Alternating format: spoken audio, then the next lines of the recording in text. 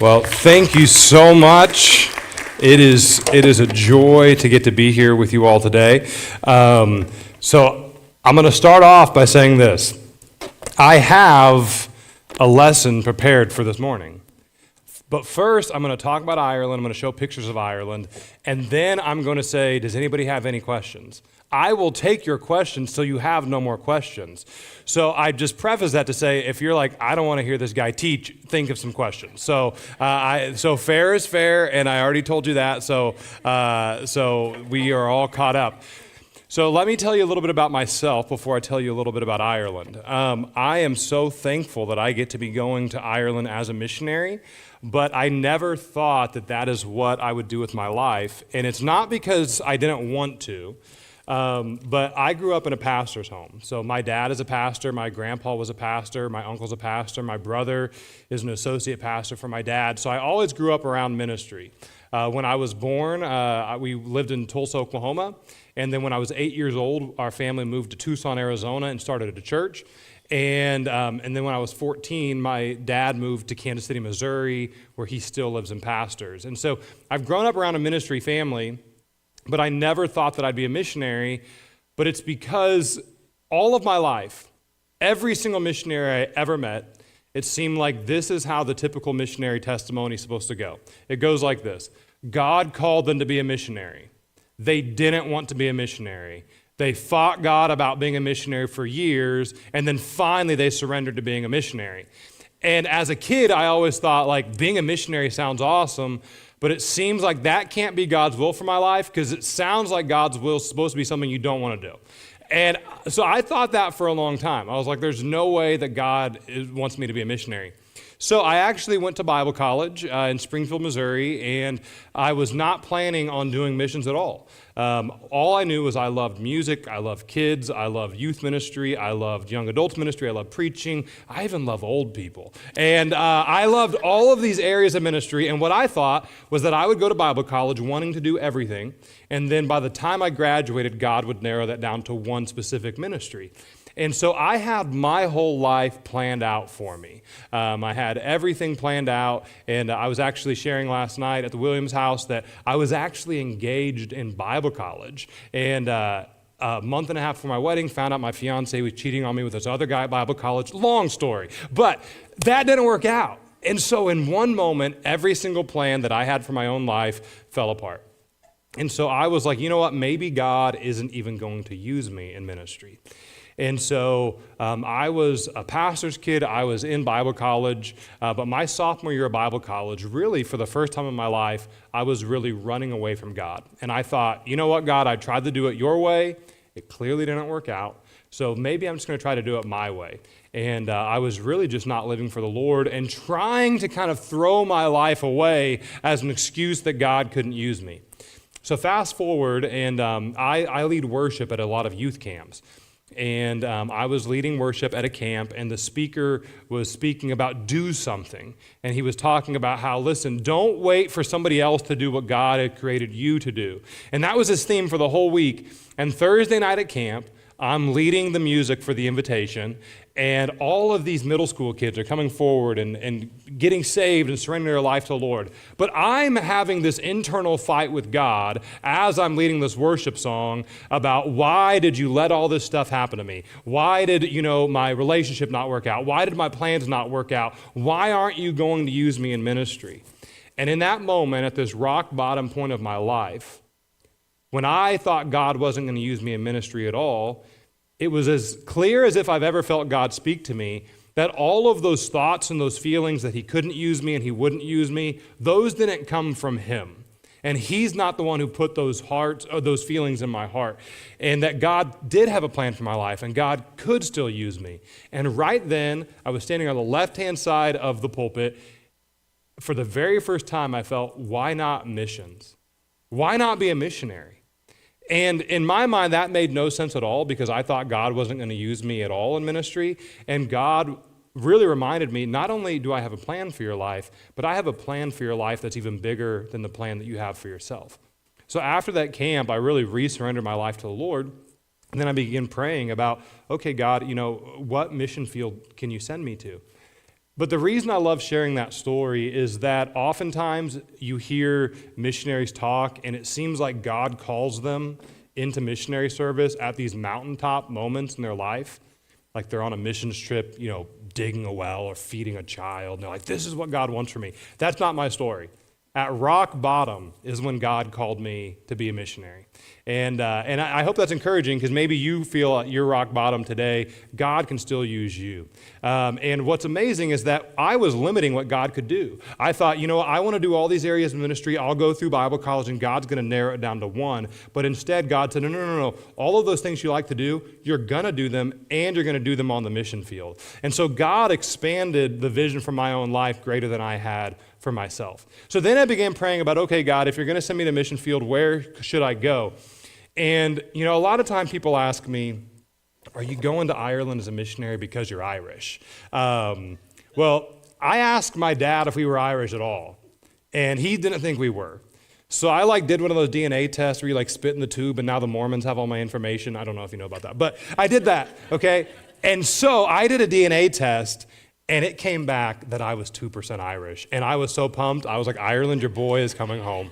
I am coming home. And so I'm not going to Ireland because I'm Irish, actually. But I began researching countries that needed missionaries. And I was truly open to going anywhere in the world that God would have me.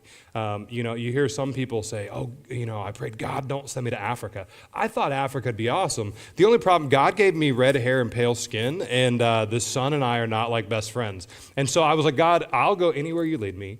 But if you could send me somewhere that the sun won't kill me the first day, that'd be great.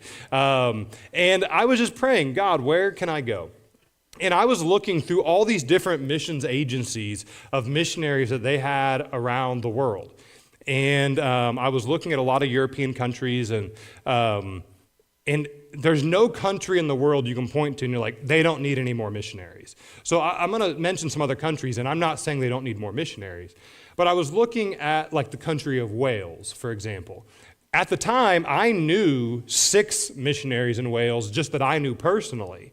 And I was like, okay, well, Wales is about 3 million people that live there. Wales is about 11% evangelical Christian, so they clearly need more missionaries in Wales. But I looked at Ireland, and mission board after mission board after mission board that I looked at had 0 missionaries there. And I was like, well, Ireland is about 5 million people. Why is nobody going to Ireland? And when I digged in some more, what I found is that Ireland is the least evangelized English-speaking country in the world. And when you think about countries that need missionaries, Ireland might not be the first one that comes to mind, because it wasn't for me either. But Ireland is only 1.55% any kind of evangelical Christian. Now, to put that into perspective for you, there's an organization called the Joshua Project, and they track the spread of Christianity throughout the world, and they have really good statistics.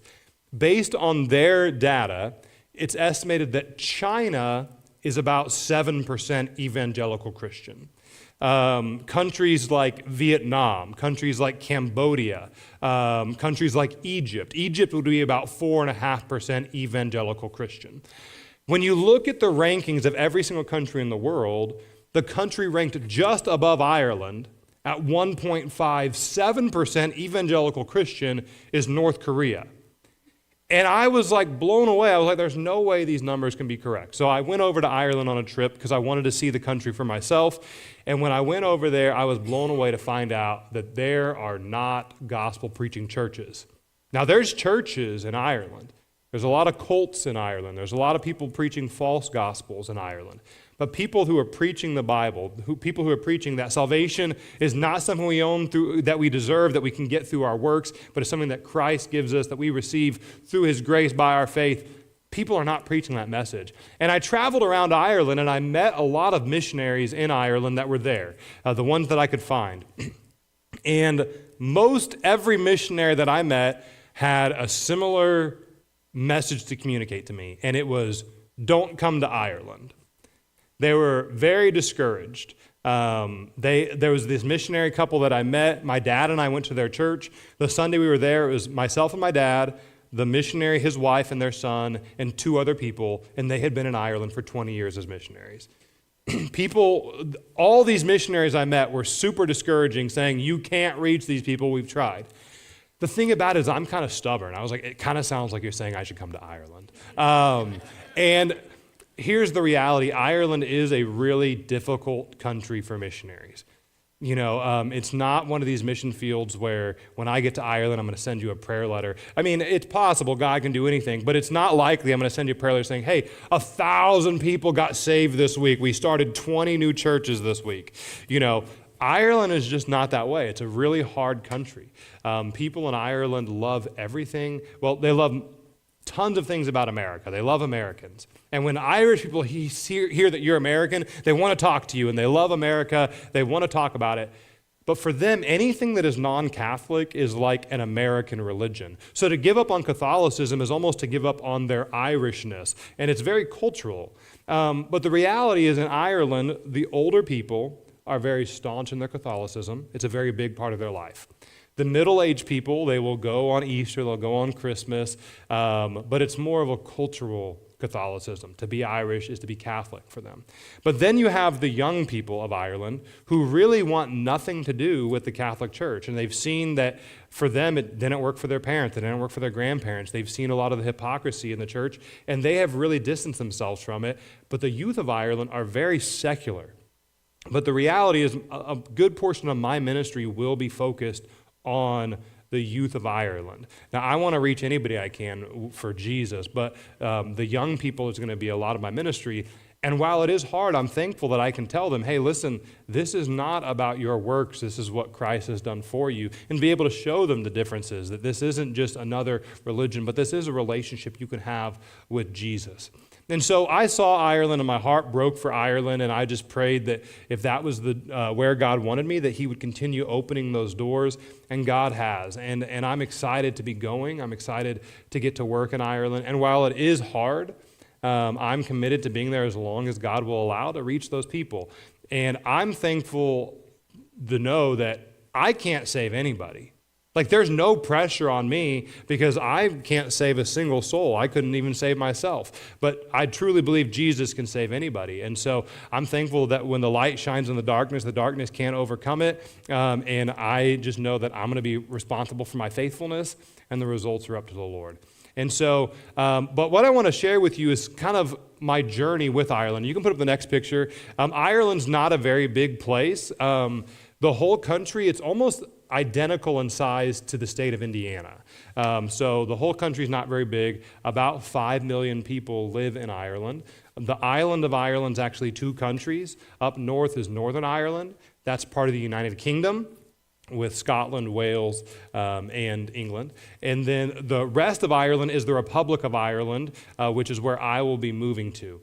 If you look at the very bottom of that map, you see Cork. Cork is the second largest city in Ireland, but it's also a county. It's the second largest county in Ireland. And County Cork, the city of Cork is about 150,000 people. Where I will be moving is about 40 minutes away from Cork to a town called Fermoy. And I'll talk about Fermoy in just a second. But originally, when I was praying about going to Ireland, if you look at Dublin and you look just north of Dublin, you see Drogheda. Originally, I was going to go to Drogheda. You can put up the next picture. And I was going to partner with a church called the Boyne Valley Baptist Church. I was going to work with them for 5 years. And without getting into the boring specifics, it's very difficult to get into Ireland as a missionary. A church that already exists has to sponsor you in. And so this church was going to be my sponsor. I was going to work with them for 5 years until I could apply for dual citizenship, and then I was going to go plant a church. God has actually changed those plans, and I'm not going to be working with Boyne Valley. But I do want to share some exciting things that even just being in America, I was able to do to help the church out. If you put up the next picture, this is the inside of their church building. The building was built in 1798, and so it's a really, really beautiful church building. But if you put up the next picture, when I first met them, the building on the left was used as the restroom, and then the back of it was used as the nursery. And the building on the right was used for their kids' ministry. And so there were just these portable buildings. You can put up the next picture. But the roofs were like falling in, it was leaking water, and it got to the point to where parents weren't even sending their kids to church because they were like, these buildings are disgusting.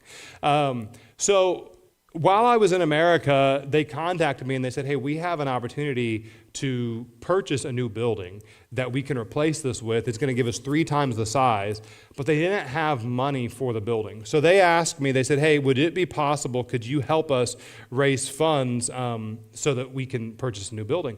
And so I wrote to churches that supported me and I said, hey, we have a great opportunity. This church is growing. They've outgrown their space, and the space is not great. Can you help us with this project? And if you put up the next picture, this is the building that I was able to buy for that church to replace what was there. You can put up the next picture, it gives you a little bit more perspective. This is 3 times the size of what they had, and here's what's amazing, is that this whole building was about $15,000. Then it cost another about $5,000 to transport it. And within 2 weeks, I had all of the money needed to buy this building.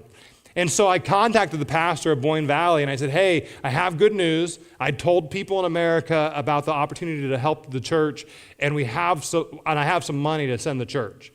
He said, great, how much? I said, oh no, I have all of it. Like, I have the whole thing.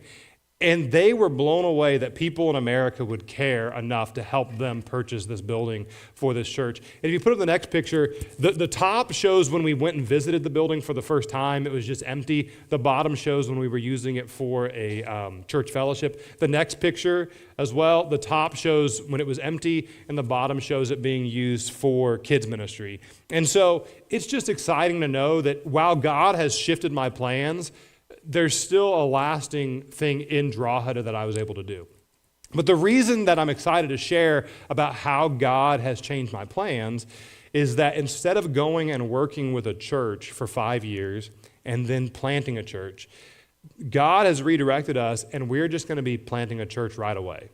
There's another church that is down by Cork that I told you about, that they said, hey, what if we sponsored you in?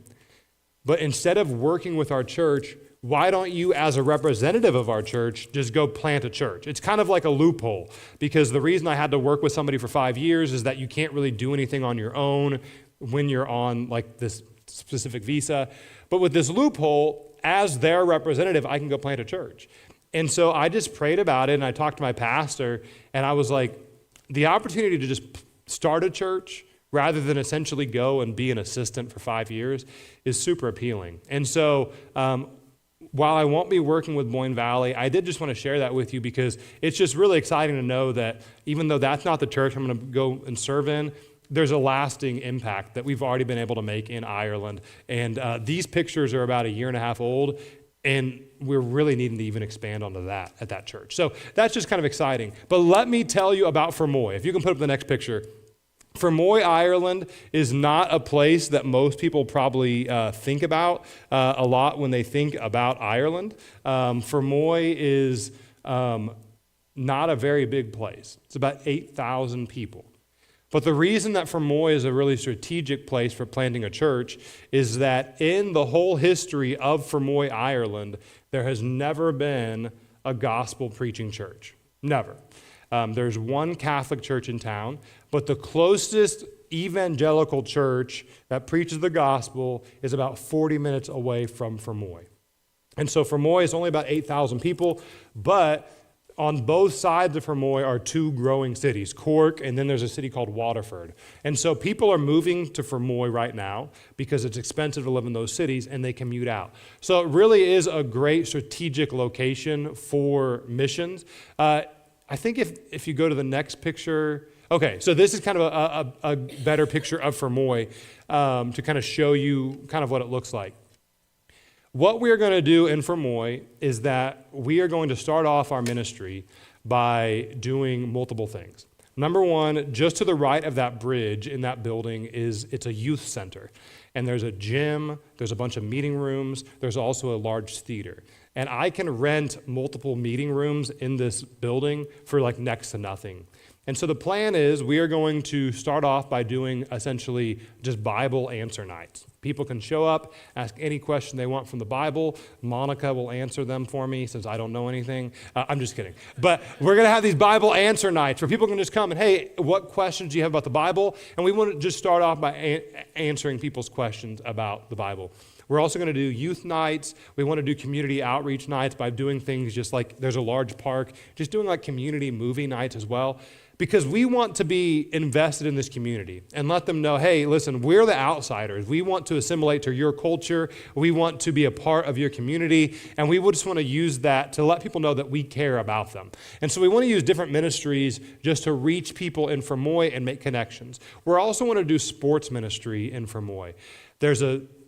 Just like anywhere, people are obsessed with sports in Ireland, but there's really nowhere for people to do them in Fermoy. They have to go all the way to Cork or Waterford. But I can rent the gym at the youth center for next to nothing. And we want to do both youth sports and adult sports. Volleyball is growing in popularity in Ireland, but there's nowhere for people to do it. And also pickleball, just like everywhere, is getting popular in Ireland. I was like, listen, I'll beat some old ladies in pickleball in Ireland. Like, that's no problem. I'll be happy to do it. But we want to use sports ministry as well as a way just to meet people in the community. The other thing is I am a guitar teacher, and I have a guitar curriculum. It's 8 lessons. It takes people from never touching a guitar to playing songs. And as I've traveled on deputation, I've raised money that when I get to Ireland, I want to buy guitars. And I just want to advertise to the community, hey, I am doing free group guitar lessons. If you don't have a guitar, I will provide it for you. And I teach guitar through hymns and worship songs that expose people to the gospel. And the way that the class ends is after the 8 lessons, there's a church service where you'll have 8 to 10 kids all playing guitar at the same time to lead these worship songs that we do. And my plan is, and I've done this at 2 different churches I worked at the end of that class, just say, hey, somebody in America is praying for you. They gave money for that guitar. I don't need that back. That's just a gift to you. And just use that to let people know, hey, I'm here to give to you. And not let them think, oh, I just want to take. But I really am there to invest in the community. And our goal is that through all of these things, through music, through sports, through community outreach nights, to let people know that we care about them so that when we do tell them the gospel, they know that we actually care about their soul, and we're not just, there just try to make money or anything like that. And so we are excited about the ministry in Fermoy. We are so excited to get there. We're so excited to get to work. And the reason I do keep saying the word we is if you put up the next picture, I am getting married in 2 Saturdays on May 31st to my wonderful fiance, Monica. Now, Monica, she lives in San Antonio, Texas, and when you meet Monica someday, you're going to think 2 things. Number 1, you're going to think she's way out of Brian's league. Completely agree. Number 2, you're going to think she's going to be a way better missionary than Brian. I completely agree. Monica is awesome. She actually, she has a bachelor's degree and a master's degree from a Bible college. She thought she was going to actually be a missionary to Botswana, Africa, and she was going to run a Christian school. God closed those doors, but Monica was surrendered to being a missionary long before we ever met. And she'd just been praying for whatever God had for her life. But Monica, she actually grew up in northern Indiana. Her mom is from a little village in Mexico. Her dad is from northern Indiana. And so her mom is full-blooded Mexican, but Monica's last name is Yoder. So she's Mexican Amish. But Monica, she actually knew Spanish before even knowing English. So she when she was 6 years old is when she started learning English. But one of the things that's awesome about how God works is that I brought Monica over to Ireland because I wanted her to see the country.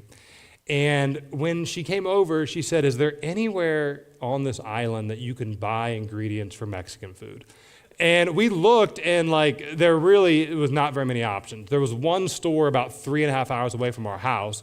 But there's another store that we went online, and Monica was blown away because they had every ingredient she could ever want. And this store mainly ships throughout Ireland, but they do have a brick and mortar store. I was like, let's just see where the store is at. And it was 12 minutes from my house on the same highway.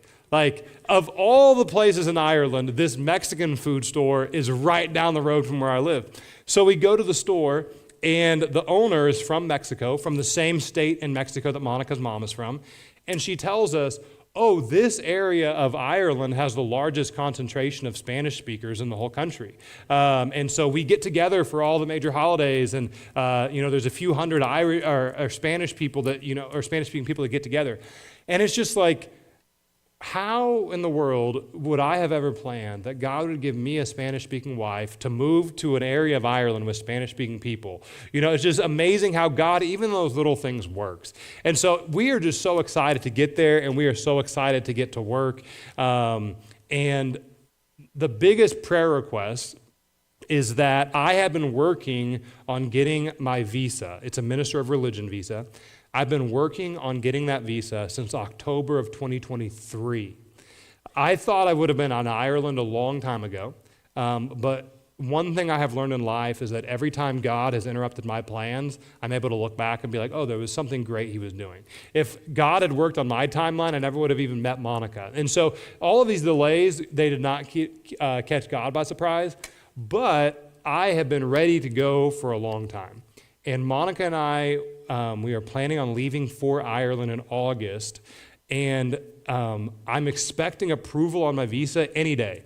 Every single morning when I wake up, I start my day by praying that today would be the day I get my visa, then I check my email. And mostly it's just spam from Old Navy or Jimmy John's, but I do always, every morning, I'm like, this could be the day that I get my visa, and it's just a couple dollars off a sub sandwich. But that's okay. But I would ask that you just pray that we do get the approval for that visa. Once I get my visa, Monica is just essentially granted one because my visa allows me to bring my spouse with me. But if you could pray that we could get our visas so we could go to Ireland and stay, that would be great. But our plan is on August 4th to go to Ireland in expectation and in faith that God would allow us to be able to stay and do all this ministry. In just a second, I am going to take any questions that you have. But let me say this, on my prayer table, I do have some cards, and it would be a huge favor to take all of these because these are my last Brian to Ireland prayer cards. We have Barry's to Ireland prayer cards coming, and so if you want this can be a collector's item. I will even sign it for you if you want. Some people say, hey, put it on the fridge. I like to go a step further. Put it inside the fridge next to the bacon. That's where I prefer to be. But if you could take one of my prayer cards, I'd appreciate it. I also do have chocolate on my table, imported all the way from your local Walgreens. And so if you want some chocolate or a prayer card, go and take that from my table. But with that being said, does anybody have any questions about me, about Ireland? If I don't know the answer, I'll make it up and you won't even know. So, any questions whatsoever?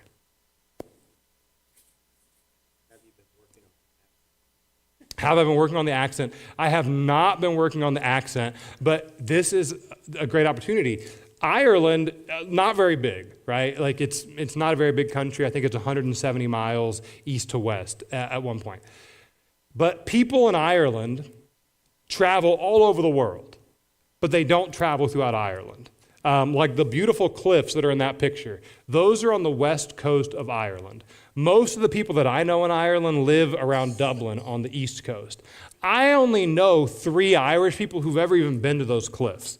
And so many Americans that I meet, they're like, oh, I want to go to Ireland. I want to see the Cliffs of Moher. I'm like, well, if you see them, you will be able to say something that most Irish people can't say because they just don't travel throughout Ireland. Like I've told people, I'll wake up in the morning and I'll be like, hey, I'm going to go over to the Cliffs of Moher. Like, okay, what day are you going to be back this week? I'll be like, oh, I'll be back tonight. They're like, you're driving all that way and coming back? I'm like, yeah, it's not that far. But they don't travel. So the reason I bring that up is that they really stick to their own little county of Ireland. And so in a really small place, there's 9 very distinct Irish accents. And even in the city of Dublin, there's a North Dublin accent and a South Dublin accent because the people from the south of Dublin don't go up to the north. And so I have not practiced my accent. But what kills me is that where I'm moving to, I'll just say this, it's the most annoying Irish accent. Because, okay, the Dublin accent, it's like very easy to understand. Where I'm moving, it really is the stereotypical like Lucky Charms leprechaun accent. So I have not practiced that yet, but yeah. The thing about Ireland, though, is that they do speak English, so that's a huge opportunity as a missionary. But they do have some weird phrases. Now, the good thing about Ireland is that any Irish person you talk to is going to understand you because they watch American movies, American TV, American music. So they're used to our accent, they're used to all of our phrases. But they like to slip some Irish words and phrases into their conversations. And here's a perfect example of how that takes some getting used to. In Ireland, for instance, let me say, if in America I would say, hey, after church, Pastor Swan and I, we're going to go have some fun. Do you want to come?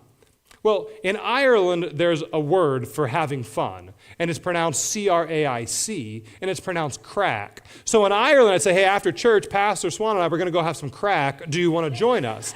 And there's just like some little cultural things like that that takes some getting used to. So I just do want you to know, as a missionary, I am going to have lots of crack in Ireland, and it's going to be great in Christian love and in the name of the Lord. So, but there's some cultural things like that that do take some getting used to.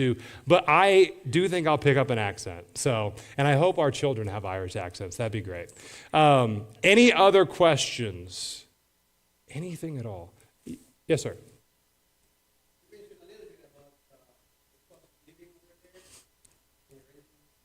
How much it with the price of that? Yeah, so when you go over to Ireland, I was so excited because I was like, gas is so cheap. It's only like $2.20, but that's like a per liter. And then you're paying in the euro. So cost of living is a lot in Ireland. I was talking about it last night, is that in Ireland, first of all, you're paying in the euro. So it depends on the month. I'll give you an example. The house that I have in Ireland is 1,500 euros a month for a 3-bedroom, 2-bath. For where I live in Ireland, that's pretty reasonable.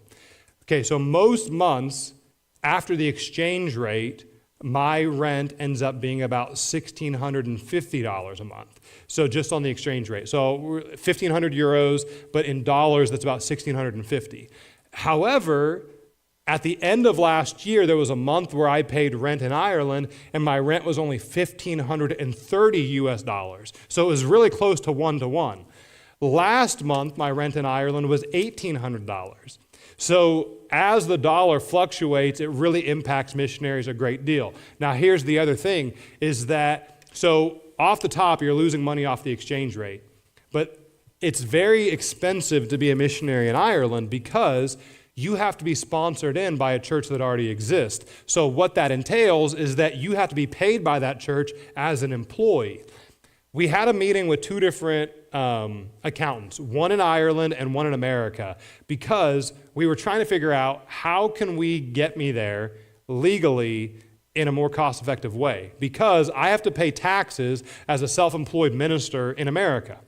But now, on that same money, I have to send my own money to this church in Ireland every month for them to pay me as their employee. So now I'm having to pay taxes in Ireland on the same money. In Ireland, you're taxed at 22.5% on the first $42,500, and you're taxed at 40% on every dollar on top of that, in addition to the taxes I pay in America, in addition to losing at least 10% off the top on an exchange rate. So the thing is, if you go to the grocery store in Ireland, you look at the sticker price and you're like, it's not that bad. But when you factor in the exchange rate, it can be pretty significantly higher.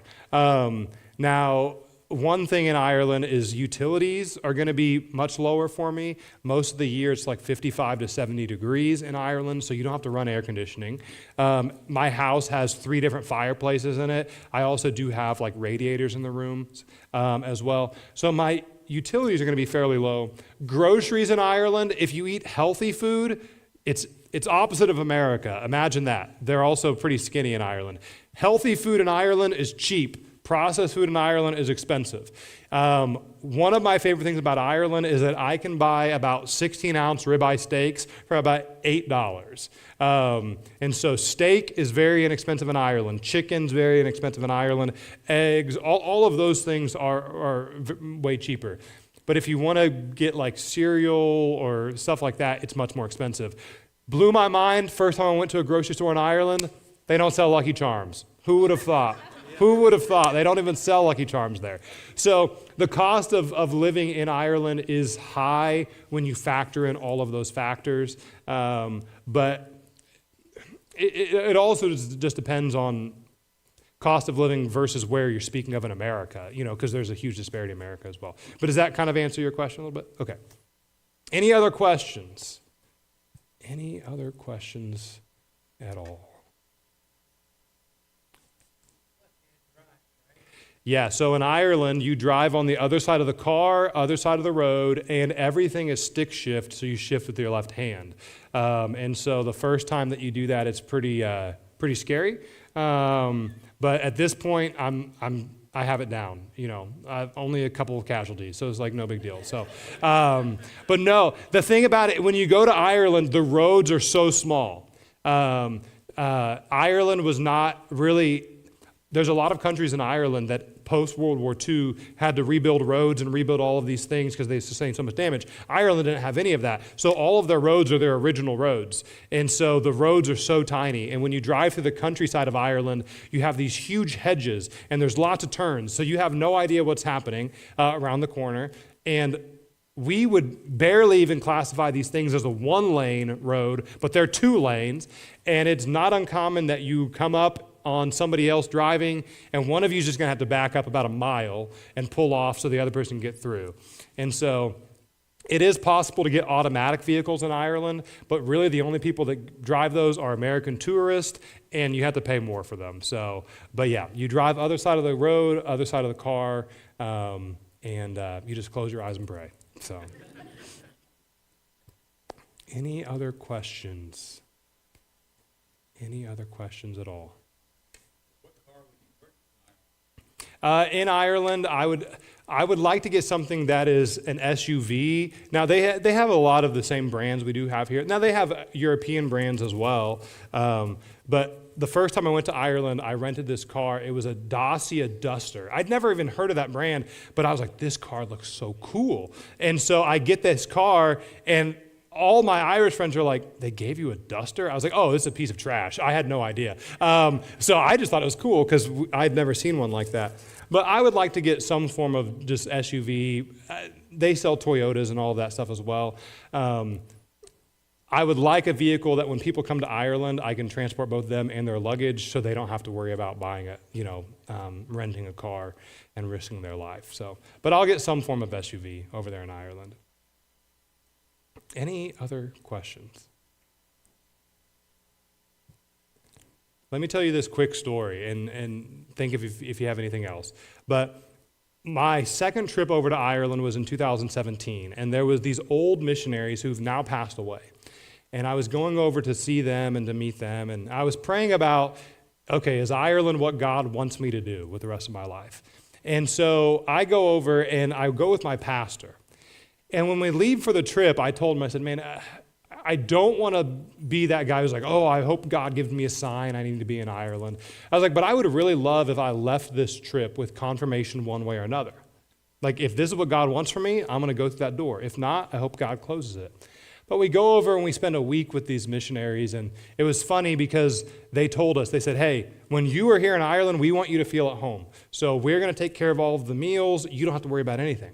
So I'm really pumped because I'm like, they've been in Ireland forever. They're going to know all the good Irish restaurants. Well, we, for a whole week, ate at KFC, McDonald's, Subway, Domino's, Burger King. We only ate at American chains. And I was like, when they said they want us to feel at home, they literally meant like we never even left America. So, but we spent a week with these these missionaries, and they really just were one of the few encouraging people about ministry in Ireland. And when we left that trip, they had some gifts for my pastor and they had some gifts for me. And one of the things that they gave me was there's a plaque, and there's an Irish phrase, and this is back on my display table back there. It's an Irish phrase that's pronounced Céad Míle Fáilte, and it means 100,000 welcomes. And people will often have these plaques, and they'll put them on their front door to welcome people into their home. And the missionary, he said, hey, when we moved to Ireland in 1993, I put this on my front door to welcome people in my house. He said, we're not going to be in Ireland, very much longer, but this morning I took it off my front door, and I'm giving it to you, looking forward to the day that if God allows, Ireland can welcome you back. And I was like, this is just so cool, and we get in the car, and my pastor said, you literally started this trip by saying you wanted God to give you a sign. That guy gave you the sign off his stinking front door saying, come to Ireland. He's like, I don't know what more of a sign you could be looking for. But it's just cool how God has used little things over the years just to confirm that that's truly what he wants for my life. And I'm so excited to be so close. Anything else? Anyone else have any questions? Okay, these people were like, he's about to start preaching. I'm going to raise my hand. We had 3 hands immediately go up. Yes, ma'am. When you get there, what are your plans on starting with work there? With church? Yeah, for sure. Well, so the very first thing that we're going to do is there's a large park in Fermoy. And when you go there in the summertime, it is just full of families, full of kids. And so our first thing is we want to plan both a youth night and a family movie night in the park. And we are just going to go and we're going to pass out flyers and say, hey, these are the dates of these things. And let people know, like, whenever we start it, just, hey, we are from America. We are going to be starting a new church here at some point. And just use that as a way just to make connections in the community. The other thing is, as we make connections over the months by being involved in the community and different things, is inviting people to our individual Bible studies.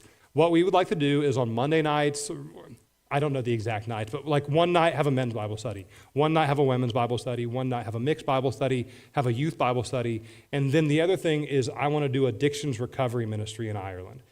Ireland, most people don't really know a ton about Ireland, but if you know one thing, it's that they love alcohol in Ireland. And to them, it's really a big joke. It's a big part of the party culture, but it's really wrecking their lives. But it's not just alcohol. It's people in Ireland have addictions to so many different things. And I was sharing as well that Ireland is so beautiful, but there's so much hopelessness and lots of depression in Ireland. In the summertime in Ireland, the sun will come up early and the sun goes down at about 10:30 at night. You have really long, beautiful days. In the wintertime, though, if you get maybe 4 hours of sunlight, you're lucky. And so winters are long and wet and dreary, and people in Ireland have a big problem with depression and self-medicating, and there's also a huge suicide problem in Ireland. Those beautiful cliffs in that picture, when you drive to the Cliffs of Moher, and has anybody here been to Ireland, by the way? Anybody here been to Ireland? Wow, okay. You guys need to travel more. I'm just kidding. You're welcome anytime. But when you go to the Cliffs of Moher, the very first thing you see when you get out of the parking lot before you even pay is there's this big building. And it says, there's a sign outside that says, hey, if you are struggling, if you need to talk to somebody, there's help.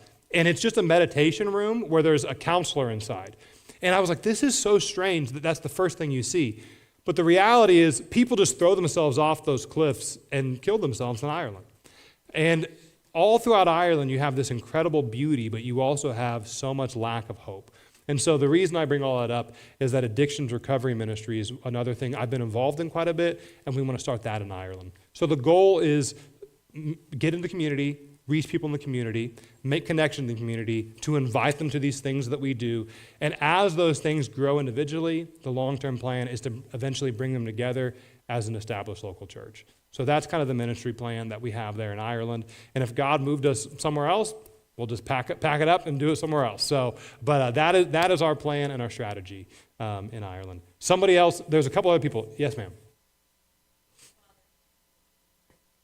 Which father's going to do our wedding ceremony? Neither of them. Monica's dad is a Spanish pastor in San Antonio, Texas, and he's not doing our ceremony, and my dad's not doing our ceremony. But there's a great friend of mine. His name's Steve Burkholder. I'll make this story like 10 seconds. He was a missionary to Tanzania from my same sending church in Canton, Ohio, and we were really good friends. He resigned as a missionary and moved to San Antonio, Texas, where he now pastors Leon Valley Baptist Church, and he is Monica's pastor. So he was a good friend of mine, and he's Monica's pastor. There's a connection between both of us, so he is going to do our ceremony. So, yeah. My dad got over it eventually. Okay. I saw somebody else had a hand up. Somebody else had a hand up somewhere. It was a...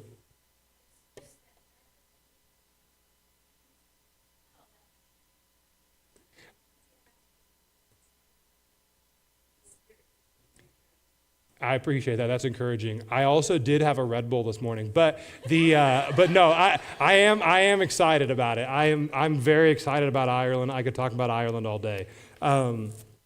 Anybody have any other question about Ireland? Nobody's asked me anything about the food in Ireland. It was something I'm really passionate about. So if someone wants to raise their hand and ask me about the food in Ireland, yes, ma'am. Besides American food, what kind of food do they have? Wonderful question, and I appreciate you asking that. So, Ireland, for most of their history, food was not about flavor, it was just about survival. Ireland historically was a really poor country, and some people probably know in the 1840s there was a large potato famine in Ireland. And so, before the potato famine, Ireland's population was 8 million people. Within a few years, 2 million died. 2 million left, with most of those people coming to America. And those ones who did come to America had a lot of babies. And so now there's about 31 million Irish people in America and only 5 million Irish people in Ireland. So, but potatoes were always a big part of their culture. It's really only been within like the last 30 years that the Irish people were like, hey, we can make food that actually tastes good too. It's crazy, you know. So my favorite Irish dish is actually bacon and cabbage. So you take some cabbage, or you take a piece of ham, and you boil that in water, and then you cook down the cabbage in that water, and then you make a white parsley sauce, and you put that on top of it. It's just delicious. I could eat it every day. Fish and chips is also really good. There's this fish and chips place called Leo Burdock's. It's in Dublin. When you go, they only open at noon, and outside there's this huge mural with the name of every celebrity you could imagine who's eaten there. Even Justin Timberlake's parents. That probably means nothing to you. I was just like, why are they on there? But there's so many people who've eaten at this place, but they only open at noon every day because they have to catch the fish for the day. So it's fresh fish, fresh caught fish every single day, and it is wonderful. So I love fish and chips. I also love like cottage pie, shepherd's pie. That's really good. Irish stew is really good. But they do love their potatoes. They eat potatoes with basically every meal. So the food in Ireland is good, but we also have a lot of American chains. They just announced a couple weeks ago that Taco Bell's coming to Ireland. Praise the Lord. So Taco Bell's coming. They just got a Five Guys. They opened up Krispy Kreme donuts in Ireland, and there was literally a line for a couple miles down the road for Krispy Kreme. So the reality is Ireland has become very Americanized. Someone could move there and not even have to change their diet from what they eat in America. But yeah, the food in Ireland, I enjoy it quite a bit. I'm telling you, the ribeyes there, and the thing is, it's all like grass-fed Irish beef, and it's great. So I'm excited to eat some steaks in Ireland.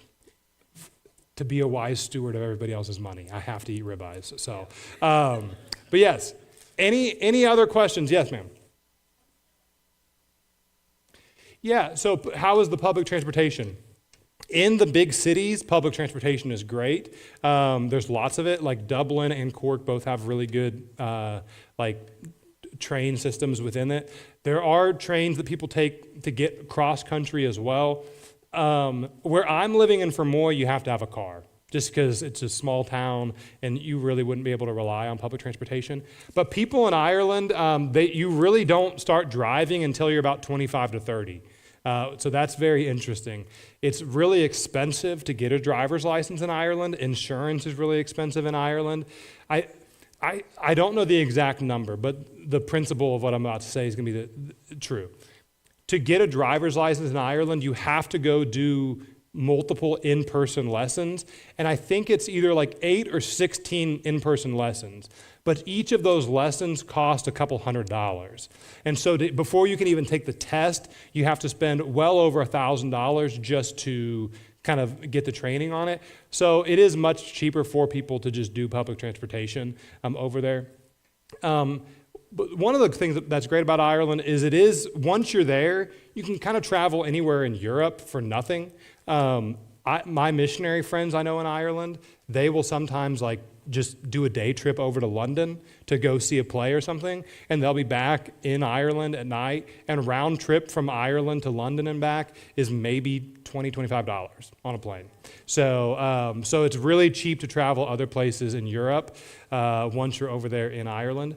I'll also say this, a little plug. Ireland is much cheaper to travel to from America than most people would think. When I flew Monica over to Ireland last March, round trip, her flight, she was in Cleveland at the time, but from Cleveland, Ohio to Ireland and back, no layover, was $425. So it's pretty cost effective. I have missionary friends there now who there were Delta flights available in, I think, August or September from Atlanta, and it was like $350 round trip. So Ireland is not as expensive to travel to as most people would probably think. You are welcome to come. I have extra bedrooms at my house. Yes. Yes, ma'am.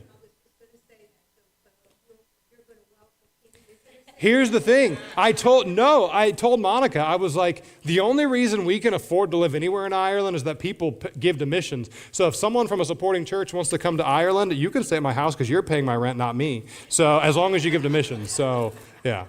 So, anybody else? Like we're at home, or are you going to treat us to ribeyes, fish and chips? You come to Ireland and we will have crack. So, any other questions? Any other questions about Ireland? Or about me? Or about Monica? I don't have any animals, but my landlord owns all the property around my house. On one side of me there's cows, on one side of me there's sheep. And whenever I go outside and I mow my grass, the cows line up and they just like follow me the whole time. And I throw all the grass clippings over the fence for them to eat, so they love me. So Monica said that those heifers better leave her man alone. That's what Monica said of them. So but yes, I don't have any pets. Monica wants to get a goat. We'll see. We'll negotiate it. So we'll probably get a goat. Anything else? Yes, ma'am. Yes. So the Blarney Stone is at Blarney Castle. That stone is only about 35 or 40 minutes away from my house. If you don't know the story of the Blarney Stone, the legend is if you kiss the Blarney Stone, you are given the gift of gab. And so the Blarney Stone, it's just kind of a big tourist trap. But I have been to the Blarney Stone. I've kissed the Blarney Stone. But it's not just like a rock you go kiss. You have to lay on your back and lean off the side of the castle. But don't worry, a minimum wage employee will hold your legs. And then you have to lean up to kiss the Blarney Stone. So as long as you don't mind like dangling off the side of a castle, you too can kiss the Blarney Stone. But I think every like 10 people, they spray it down and wipe it. So it's good. Yeah. Anything else? In the next service, I will preach. And in the next service, you'll see my video. And my video, you'll get to see more of Ireland and all of those things. You'll get to see some of the stuff about the culture. But the main thing I want you to take away from this is that I do love Ireland. I'm excited that God's allowing me to go. I'm hoping that we can leave in August and be there for a long time. I would love to eventually get dual U.S.-Irish citizenship and just be able to stay there the rest of our life, reaching people for Christ. But Ireland desperately needs Jesus, and I'm thankful that I get to be used by God to go and to tell them. And it is a great honor to get to be a missionary. And so I'm thankful that I get to be here with you today. I'll be over by my table. You can come by, get a card, get some chocolate. And if you have any other questions, I'd be happy to answer them. But I think that's all that I have. So, perfect.